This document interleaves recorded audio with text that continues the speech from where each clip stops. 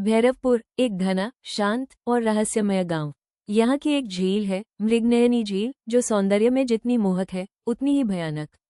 लोग कहते हैं रात को चांदनी की छांव में कोई औरत वहां नहाने आती है, नग्न, चुप, मगर उसकी आंखों में एक प्यास होती है, जिस्म की नहीं, आत्मा की। विराट कपूर 28 साल का आर्किटेक्ट शहर से रिजॉर्ट प्रोजेक्ट के लिए गांव आया। उसे ये सब कहानियां बकवास लगी, मगर झील से उसे एक अनदेखा आकर्षण महसूस होने लगा। एक शाम स्केचबुक लेकर वो झील की ओर गया। वहां चांदनी रात थी, कुहासा था और झील के बीचों बीच कोई नहा रहा था। एक औरत, नग्न, उसकी पीठ झील की लहरों से चमक रही थी, बाल लंबे, भीगे और बदन दूध जैसा साफ। विराट रुक गया और तभी उसने पलटकर देखा। उसके होंठ हल्के खुले हुए थे, जैसे कोई प्रार्थना अधूरी हो। क्या देख रहे हो? उसकी आवाज धीमी लेकिन शरीर तक चीर जाने वाली। विराट उस ओर खींचने लगा, खुद को रोक नहीं पाया। माफ कीजिए, मैं जा रहा हूँ। मगर उसके कदम वहीं जमे रहे। औरत झील से बाहर आई, पूरा बदन पानी से चमक रहा था। उसका चेहरा अधधुंध में साफ नहीं दिख रहा था, लेकिन उसके नाखून बहुत लंबे थे। वो विराट के पास आई, उसके सीने पर हाथ रखा। तू मुझे देख सकता है, तू खास है। और फिर अचानक गायब हो गई। उस रात विराट को नींद नहीं आई। उसके दिमाग में बस वो नग्न शरीर, झील की लहरें और वो स्पर्श। अगली रात फिर गया। इस बार वो वहीं थी, झील के किनारे नग्न बैठी, अपने गीले बाल सुलझा रही थी। मेरा नाम चांदनी है, उसने कहा और विराट को बैठने को कहा। वो उसकी गोद में लेट गया। उसकी उंगलियां विराट की गर्दन से नीचे छाती तक गई और वहां से और नीचे।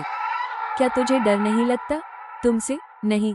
तो फिर मेरी सजा भुगतने को तैयार हो। उसने विराट को चूमा। वो चुंबन जलता नहीं था, ठंडा था, जैसे बर्फ से बना जादू। उस रात विराट को नहीं पता चला वो कहाँ था, क्या हुआ। बस अगली सुबह उसके होंठ कटे थे, गर्दन पर निशान थे और शरीर में कपकपी थी। अगली कई रातें वही सिलसिला। कभी चांदनी उसे पेड़ों के पीछे खींचती, कभी झील में पूरी तरह नग्न होकर उसका शरीर जकड़ लेती, उसकी जांघों पर अपने नाखून से चांद की आकृति बनाती। वासना। लेकिन हर बार के बाद विराट की याददाश्त कमजोर होती गई। दिन में वो कमजोर, सुस्त और भ्रमित रहने लगा। गांव की एक बूढ़ी औरत, दयावंती, ने विराट को रोका।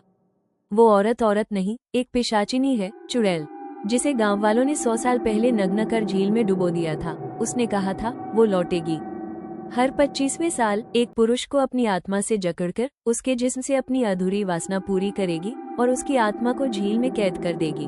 विराट हंस पड़ा। मुझे उससे प्यार हो गया है। बूढ़ी चुप रही। फिर तुम भी झील का हिस्सा बन जाओगे।